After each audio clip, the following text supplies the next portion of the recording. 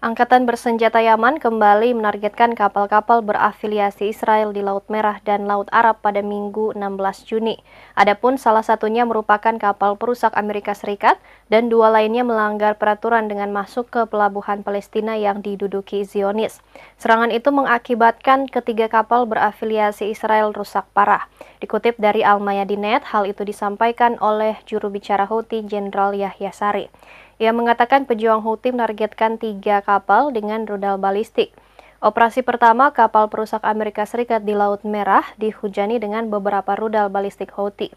Operasi kedua, Yaman menyerang kapal Kapten Paris di Laut Merah dengan rudal angkatan laut yang sesuai. Lantas dalam operasi yang ketiga, Houthi menyerang kapal Happy Condor di Laut Arab dengan beberapa drone Yaman. Adapun kapal Kapten Paris dan Happy Condor melanggar keputusan untuk melarang masuk ke pelabuhan-pelabuhan Palestina yang diduduki. Sari menegaskan ketiga operasi ini berhasil dan mengakibatkan kerugian besar.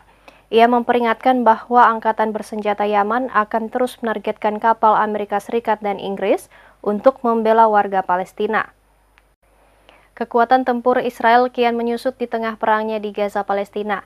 Sebanyak 11 tentara IDF tewas dalam pertempuran selama akhir pekan. Pasukan IDF tengah bergulat dengan dampak dari insiden dahsyat di Rafah, Gaza Selatan, di mana 8 tentara dari Batalion Teknik 601 tewas dalam sebuah operasi pada Sabtu 15 Juni 2024 pagi. Peristiwa itu terjadi sekitar pukul 5:15 waktu setempat. Hal ini menandai kerugian besar bagi IDF dalam sehari sejak Januari lalu. Tanda keretakan internal Israel di tengah perang Gaza Palestina kian jelas. Perdana Menteri Israel Netanyahu dengan militer IDF bersitegang karena keputusan jeda perang harian di Gaza. Baru-baru ini Netanyahu malah membuat keputusan mengejutkan terkait nasib kabinet perang yang selama ini mengatur pertempuran. Time of Israel melaporkan Netanyahu resmi membubarkan kabinet perang Israel pada Senin 17 Juni. Netanyahu telah memberitahu para menterinya terkait pembubaran ini. Setelah dibubarkannya kabinet perang, Netanyahu dan menteri lainnya nantinya akan rapat terbatas guna membahas pertempuran di Gaza. Hal ini menyusul anggota kabinet Benny Gantz dan Gadi Eisenkot belum lama ini mundur. Mereka menuduh Netanyahu tak memiliki strategi yang efektif di Gaza. Keretakan lain juga terlihat di saat militer IDF membuat keputusan tanpa sepengetahuan Netanyahu dan kabinet perang. Militer IDF mengumumkan akan menerapkan jeda perang harian di Rafah untuk pengiriman bantuan kemanusiaan ke Gaza. Netanyahu bahkan mengkritik rencana tersebut. Ia menegaskan tidak ada perubahan dalam kebijakan militer dan pertempuran di Rafah terus berlanjut. Presiden Amerika Serikat Joe Biden menekankan gencatan senjata dalam pesan Idul Adha yang disampaikannya kepada umat Islam dunia pada Senin 17 Juni 2024. Menurut Biden, gencatan senjata adalah cara terbaik untuk mengakhiri kengerian perang di Gaza. Dalam pernyataan tertulisnya, Biden mengatakan bahwa sudah terlalu banyak orang tak berdosa yang terbunuh, termasuk anak-anak. Biden juga menyinggung banyak keluarga yang meninggalkan rumah dan melihat komunitas mereka hancur.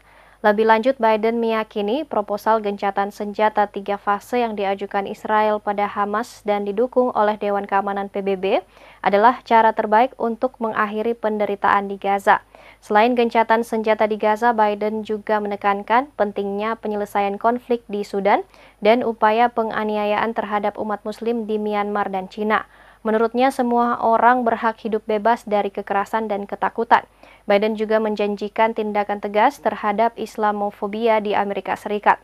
Adapun umat Muslim di Amerika Serikat jadi demografi pemilih utama dalam upaya pemilihan kembali Partai Demokrat melawan Donald Trump dari Partai Republik. Organisasi Pengembang Nuklir Dunia, ICAN mengungkap bahwa militer Israel menyimpan 90 hulu ledak berisikan bahan aktif nuklir yang sewaktu-waktu bisa diledakkan untuk menyerang para musuh. Pernyataan tersebut diungkap ICAN setelah pemerintahan Perdana Menteri Benyamin Netanyahu kepergok meningkatkan pengeluaran negara untuk pengembangan senjata nuklir, yakni sebesar 2,4% atau setara dengan 1,1 miliar dolar per tahun.